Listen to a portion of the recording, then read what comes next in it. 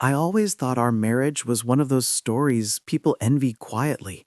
5 years of marriage, 8 years of being together, and we had built something rare, a bond that, in my eyes, was unshakable. But life has its own script, and it rarely follows the one we imagine. Lately, I noticed the tension in my wife's eyes, a quiet storm brewing behind her smiles.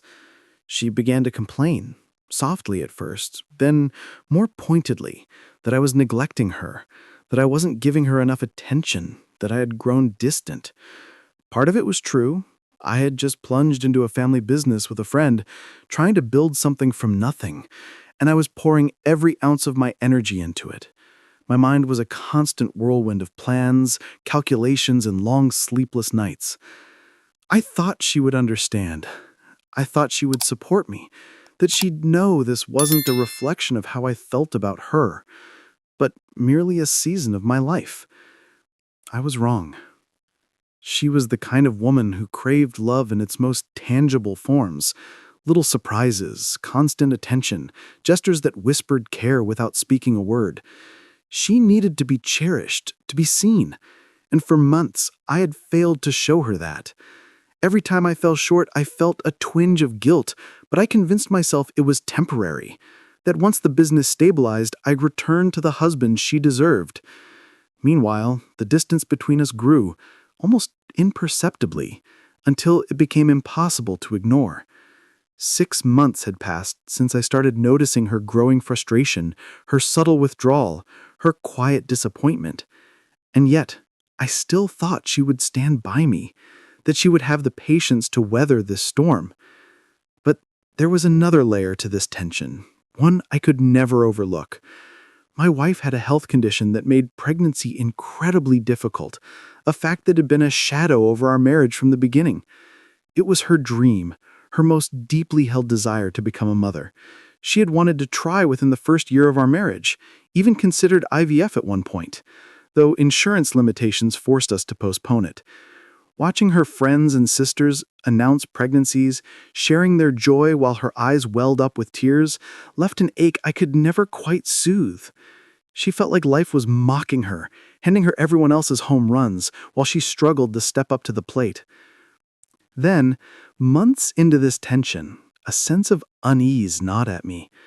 My instincts, which I had learned to trust over the years, whispered that something was off. She was unusually busy, often going out or keeping herself occupied in ways that didn't add up. The intuition, sharp and cold, was growing louder with each passing day, and I couldn't shake it. It wasn't long before my fears became a reality. One evening, she confessed. She had been seeing someone she met on Tinder. She told me, in her own words, that she had made a terrible mistake, that she was willing to do whatever it took to repair what we had. Hearing those words, a part of me crumbled, and yet another part of me hardened into disbelief and anger. I was appalled, not just by the betrayal itself, but by what it revealed about our past months. The intimacy we shared, the promises we made silently in our hearts, had been violated.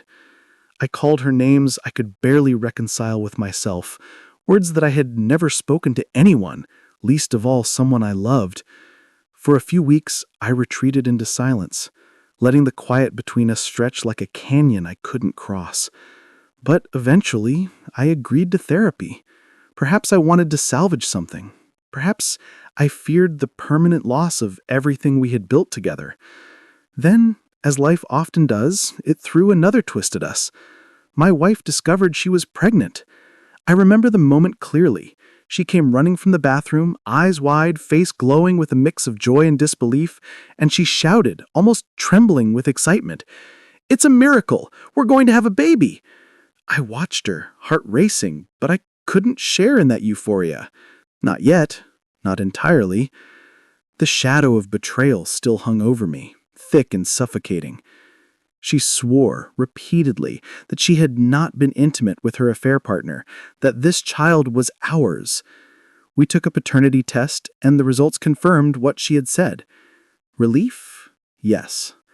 But it was tainted with an undercurrent of confusion, anger, and a sense that the foundation of trust between us had been irreparably shaken.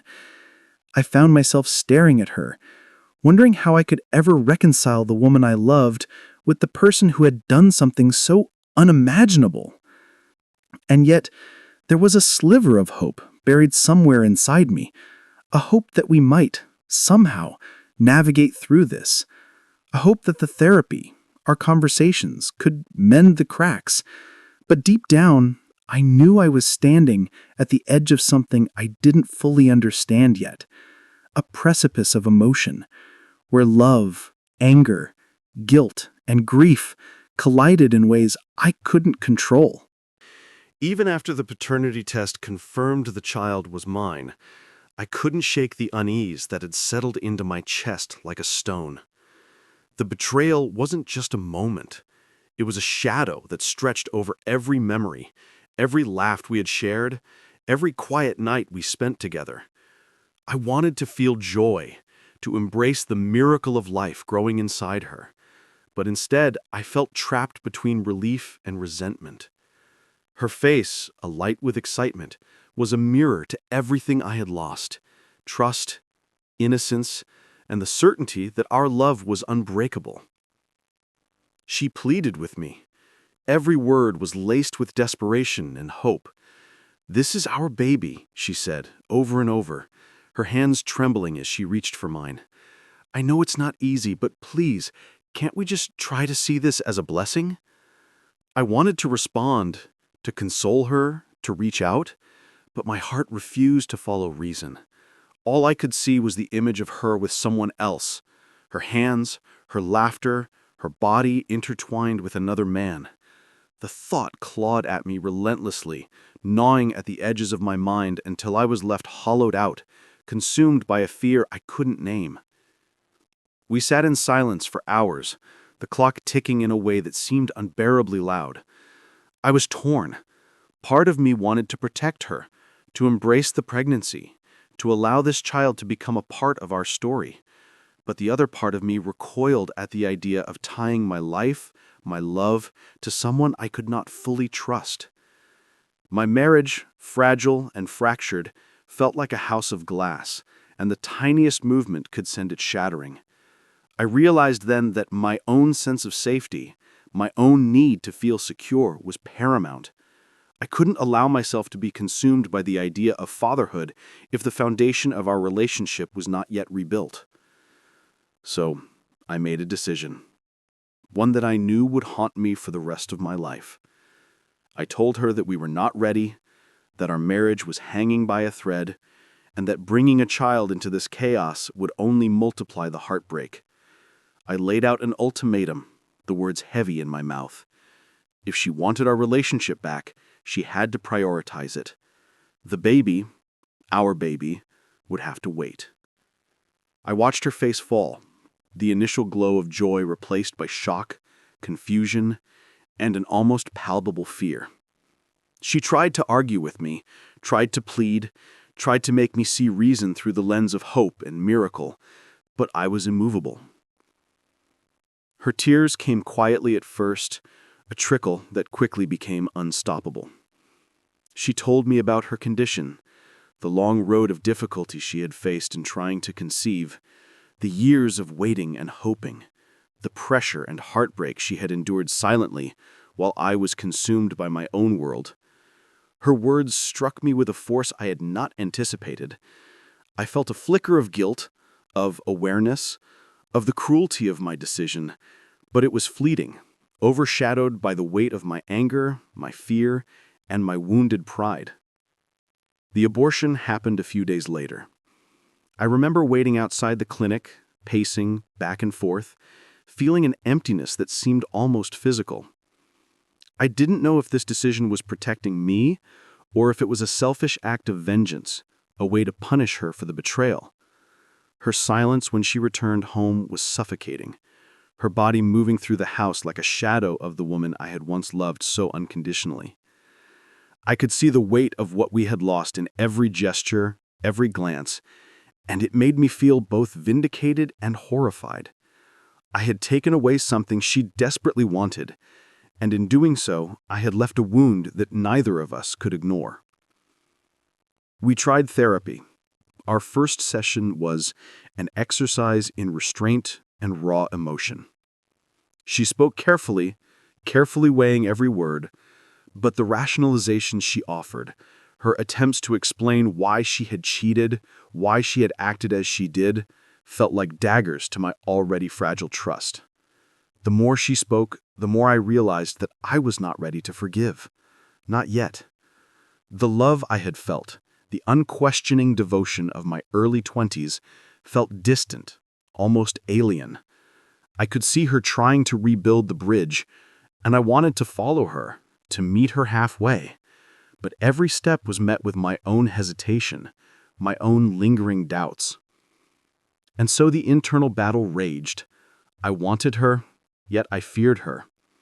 I loved the idea of the woman I had met in my 20s, the woman who had once been everything. But that version of her seemed lost, replaced by someone who had made choices I could not reconcile. Each day felt like walking a tightrope, suspended between love and revulsion, hope and despair. I kept asking myself whether it was possible to rebuild what had been broken, or if some things, once shattered, could never be mended. Yet in the background, a small part of me remained curious, almost stubbornly hopeful. Maybe time, therapy, and effort could work together to heal the wounds. Maybe we could find a way to move past the betrayal, past the abortion, past the mistrust, and redefine what we meant to each other. But even as I considered this, I knew the road would be long, painful, and fraught with uncertainty, and I wasn't sure I had the strength to endure it. Even after the abortion, the house felt different, haunted, as if the walls themselves had absorbed the tension, the grief, and the rage that now lingered between us. She moved carefully, almost cautiously, as though every glance, every word might trigger a spark. And I moved through the rooms like a man walking on broken glass, constantly aware of the fragility of what remained of our connection. My anger had not faded.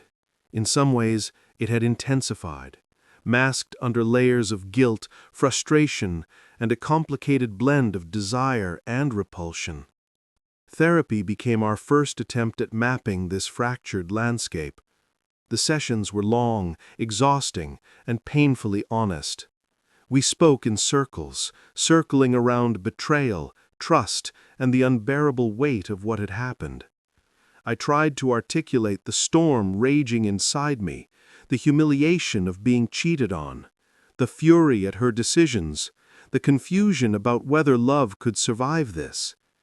She tried to explain, tried to justify, tried to make sense of her own choices. But every justification, every plea felt like a reminder of the pain, a mirror of what I had lost, and it only pushed me further into the fortress I had built around my heart.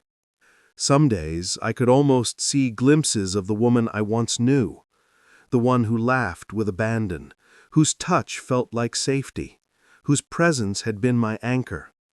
But those moments were fleeting, overshadowed by an incessant, gnawing thought.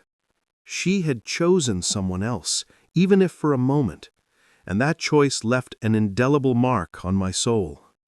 I found myself replaying her confession over and over, analyzing every word, every hesitation, every subtle nuance of her body language. Was she truly remorseful?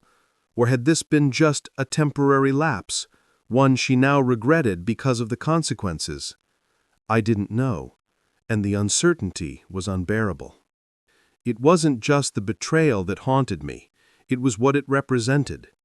I realized that during the months I had been building the business, pouring every ounce of energy into something I hoped would secure our future, I had inadvertently created a void, a space so empty that she had filled it elsewhere.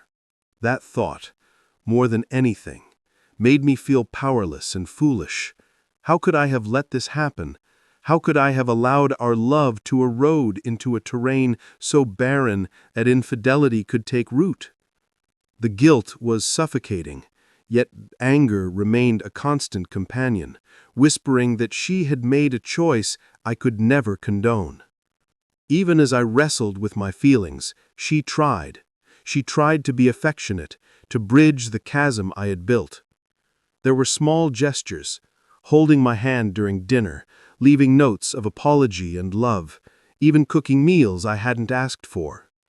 I noticed them, of course, but they felt hollow, like attempts to plaster over a foundation that had cracked under the weight of deceit. The house was quieter than before, yet louder in the unspoken accusations and simmering tension. I wanted to love her, I truly did, but every time I looked at her, I saw him, the other man. And that image, that unshakable mental imprint, poisoned everything I felt. Friends offered advice, well-meaning and varied. Some said I should walk away immediately, that no amount of therapy could erase what she had done. Others whispered that forgiveness was possible, that love sometimes demanded endurance beyond reason. But advice couldn't reach the maelstrom of emotions swirling inside me. Nothing could untangle the contradiction of my heart, the part that longed for her, the part that despised her, the part that desperately wanted to believe in a shared future, and the part that wished to flee from the shadow she had cast over my life. One evening, after a particularly grueling session, I sat alone in our living room, staring at the dim glow of the streetlights filtering through the curtains. The silence was oppressive. She had gone to bed hours earlier, exhausted from the emotional labor we had both invested in trying to rebuild what might not have been salvageable. I felt like a man walking in a fog, every step uncertain, every thought dangerous. I kept replaying the moment she confessed to me, the way her eyes filled with tears, the trembling in her voice, the way her words clawed at my sense of stability. And then the pregnancy, the paternity test, the abortion. It all merged into one agonizing tapestry, a narrative I could neither escape nor fully confront.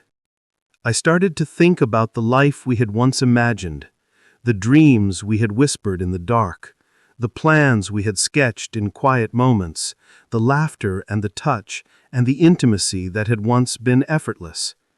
That life felt like a story I was watching from the outside, a version of reality I could no longer inhabit. But even in that distance, there was a part of me that clung desperately to the memory, to the hope that maybe, somehow, it could be restored. But every step I considered towards reconciliation was haunted by the memory of her betrayal, a constant reminder that love, no matter how genuine, could be shattered in an instant.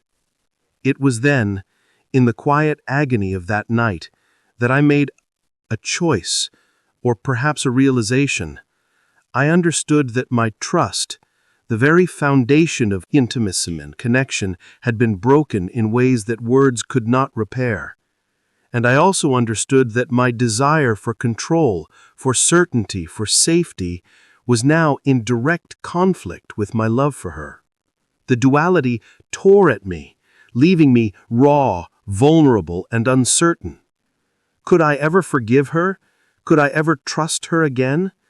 Or was the shadow of this betrayal destined to linger over every shared moment, every touch, every word of affection?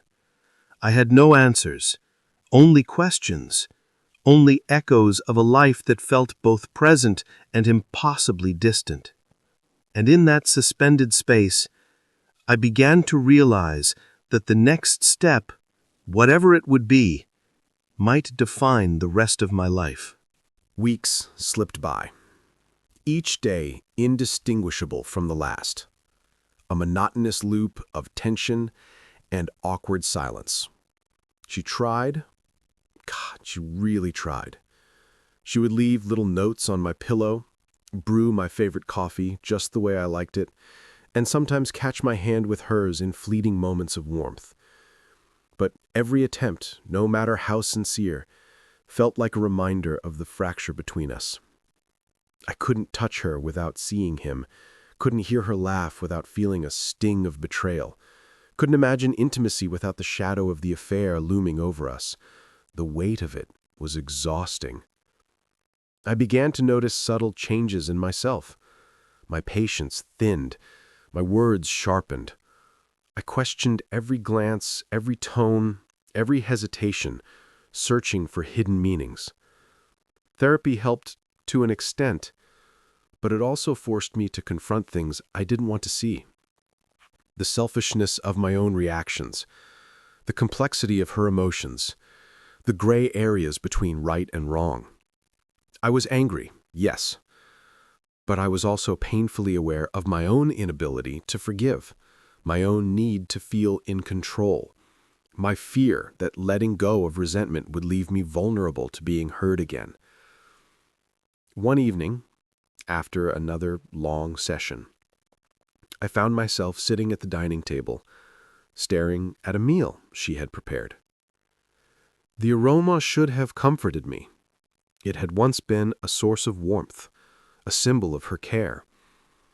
But now it felt like an accusation, a silent reminder that she had betrayed me, that she had taken a path I could never walk alongside her willingly. I picked at the food, tasting nothing, thinking about everything. The baby we had lost, the trust that had evaporated, the fragile remains of what we had called love. Every thought spiraled into the next, and I realized that I was trapped in a cycle of anger and guilt, unable to step forward or backward, unable to release her or myself. It was during this mental torment that I made a decision. Not an impulsive one, not born from sudden rage, but a calculated, deliberate choice. I would end it. I would leave. I would draw a line, clear and unyielding, between the past and what remained. I consulted a friend, a divorce attorney, and together we prepared the papers. I knew how it would hit her. I knew it would shatter her, but I had convinced myself that I could no longer endure this limbo. Love, I told myself, could not exist in this cage of doubt and betrayal. It wasn't fair to either of us to stay. The night I finally acted, she had cooked dinner for us. The table was set, candles flickering softly, a warm globe bathing the kitchen. She smiled at me, genuinely trying to bridge the gap, unaware of the storm I carried inside. And I, holding the stack of papers in my hand, felt a strange mixture of resolve and dread. My heart pounded as I placed them before her, each page a hammer striking at the fragile walls she had built around her hope. Her reaction was immediate and visceral. I watched as her face lost color, her lips quivering, her hands clenching the edge of the table. Panic and disbelief flickered across her eyes, morphing into full-blown hysteria. She screamed, crying, begging, her voice rising and breaking in ways I had never heard before. "Why are you doing this to me?" she demanded, her words jagged and desperate. "You took my baby, and now you're leaving me?" Her body shook with sobs, and I felt a stab of something I hadn't anticipated. Pain. Real, raw, unbearable pain. But I didn't look back. I left the house quietly, each step echoing in the hollow corridors of my heart. The sight of her suffering did not move me enough to change my mind. Part of me wanted to feel relief, to feel freedom, to finally escape the endless turmoil.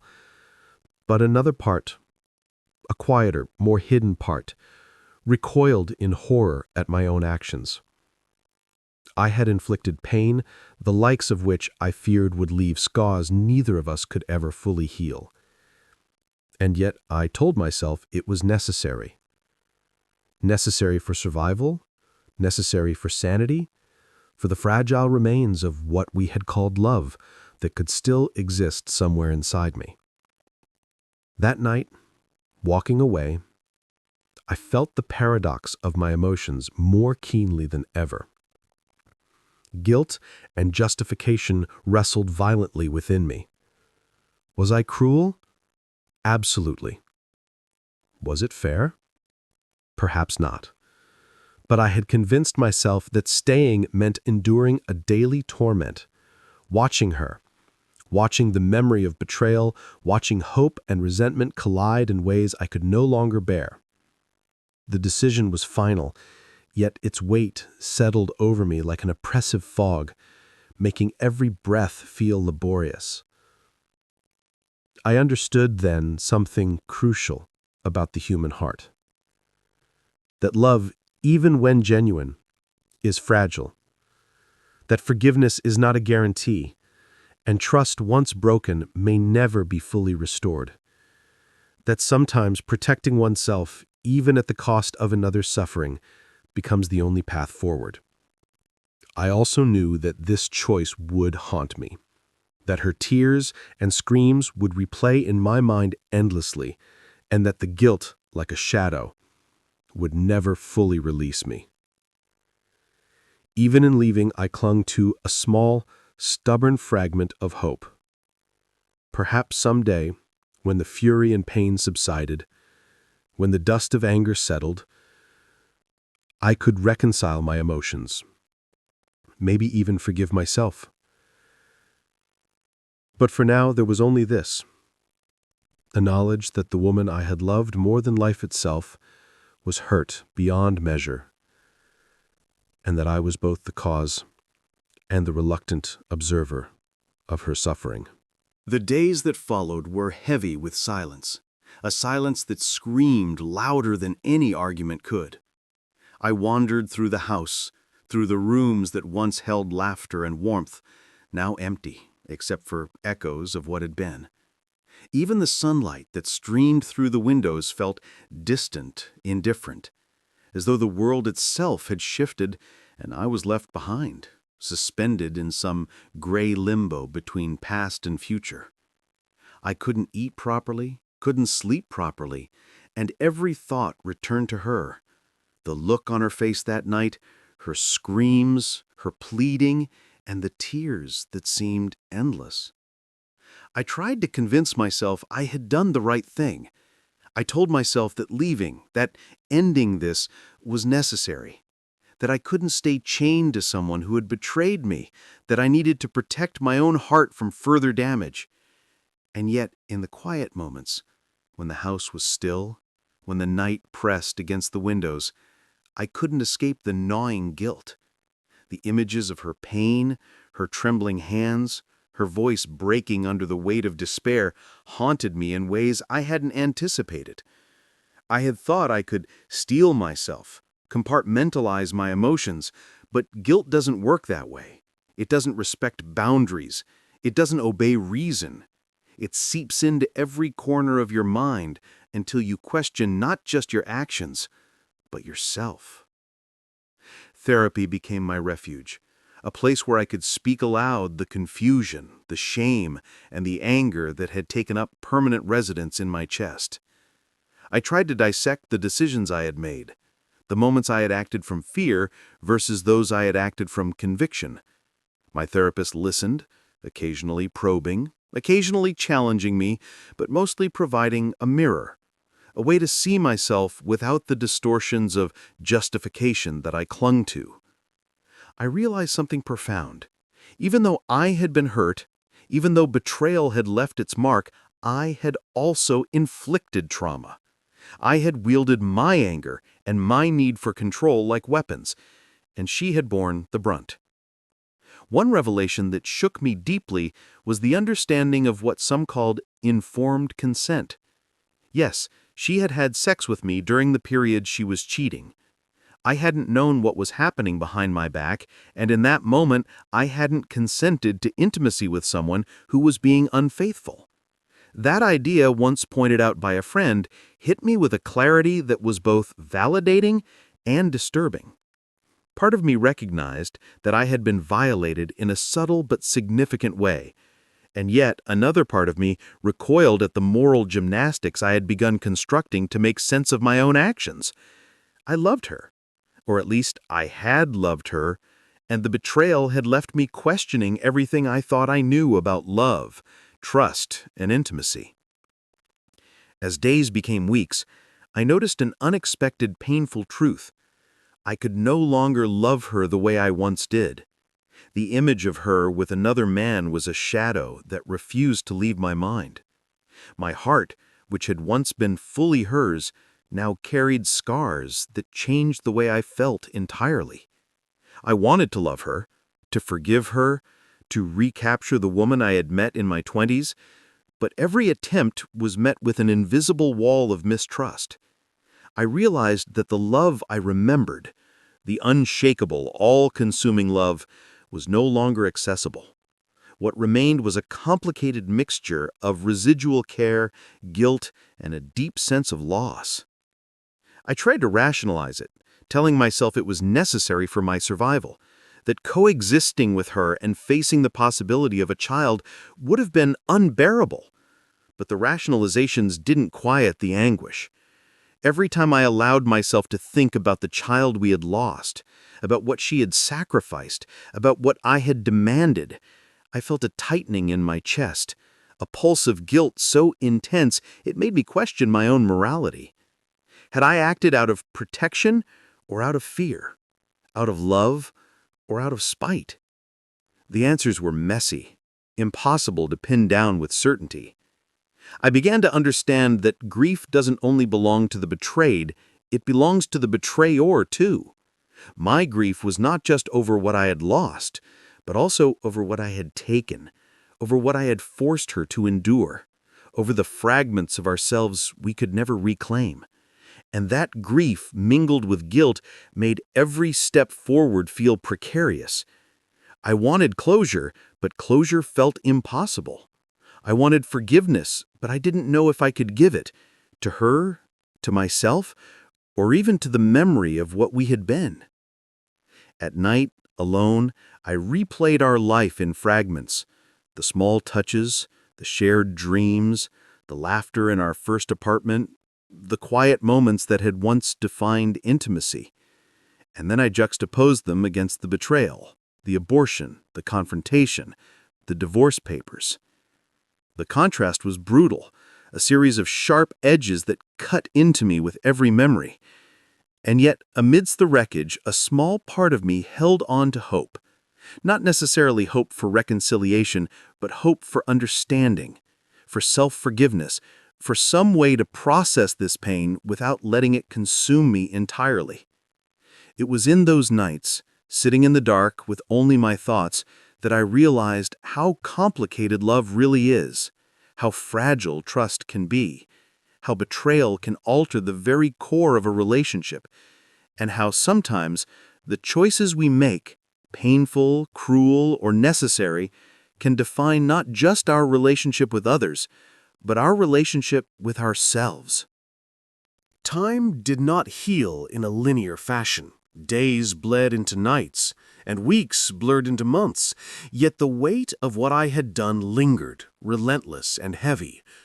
I walked through my days carrying a dual burden, the betrayal that had pierced my trust, and the realization that I had, in my own way, inflicted immense pain on the woman I had loved more than anything. Every thought, every quiet moment, was tainted by the memory of her face that night, pale, trembling, screaming, tears carving rivulets down her cheeks. That image haunted me relentlessly, a ghost I could not exorcise. I sought therapy more fervently now, not for guidance on saving our marriage, because deep down I knew it was fragile beyond repair, but for a way to navigate the guilt that threatened to consume me.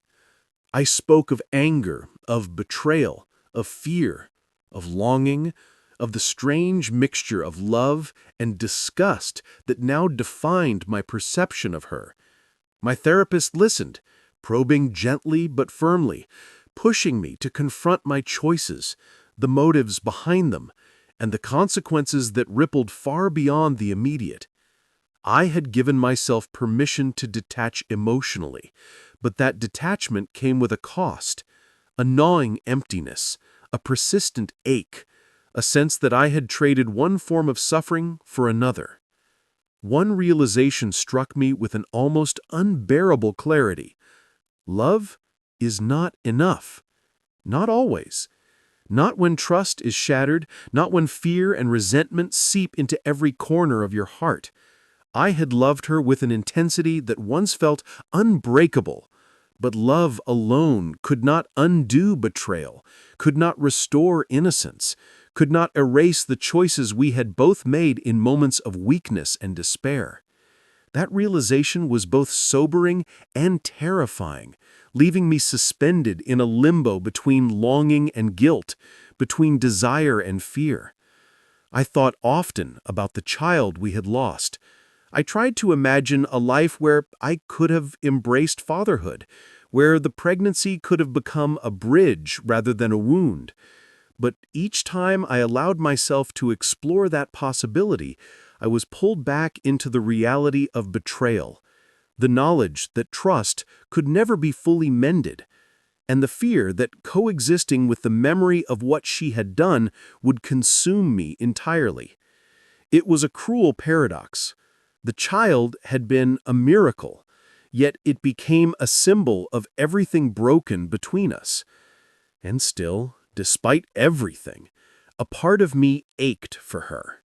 Not the woman she had been during the affair, not the version who had betrayed me, but the woman I had met in my 20s, the woman I had loved unconditionally, whose laughter had once felt like music, whose presence had been a source of safety, whose dreams and mine had once intertwined seamlessly. That version of her existed only in memory, a fragile construct of nostalgia and longing, but I clung to it desperately, as though grasping at it might somehow ease the unbearable pain of reality. I also recognized the uncomfortable truth about human nature. We are capable of both immense cruelty and deep love simultaneously. I had acted cruelly, wielding my power, my anger, and my need for control like weapons. I had stripped her of a child, of a dream, of the chance to reclaim a part of herself she had fought so fiercely. And yet I had acted from fear, from a desperate attempt to preserve my own heart, to protect myself from further devastation. The duality was confusing, morally complex, and endlessly exhausting. There were moments I questioned whether I was irreparably broken, whether the capacity to love without destruction still existed within me.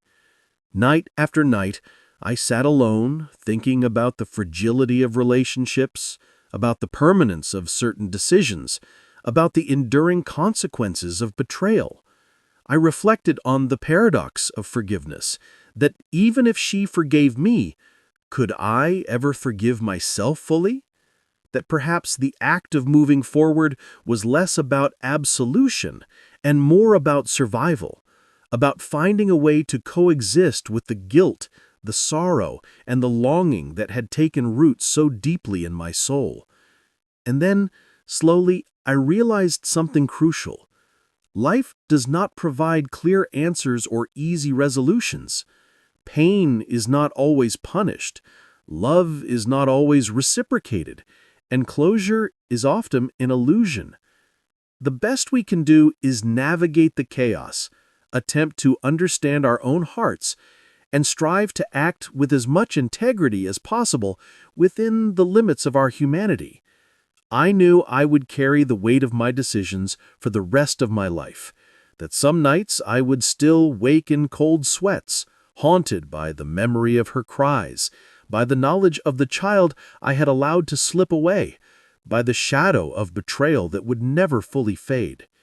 Yet despite the guilt, despite the anguish, there was a fragile glimmer of hope, not for our marriage, perhaps, but for myself. A hope that I could learn to forgive myself, to grow from the pain, to navigate love and loss with greater awareness. I realized that life is rarely perfect endings, that sometimes the act of surviving heartbreak and betrayal, of confronting our own flaws and mistakes, is its own form of redemption. So, I carried on, cautiously, painfully, learning to breathe without suffocating under the weight of my own conscience. I acknowledged the impossibility of recreating the past, but I held on to the possibility of creating a future in which I could exist without being destroyed by the echoes of what once was. And in that tenuous space between regret and hope, I found the first flicker of understanding that life, love, and loss are rarely neat, but they are, in their messy entirety, profoundly human.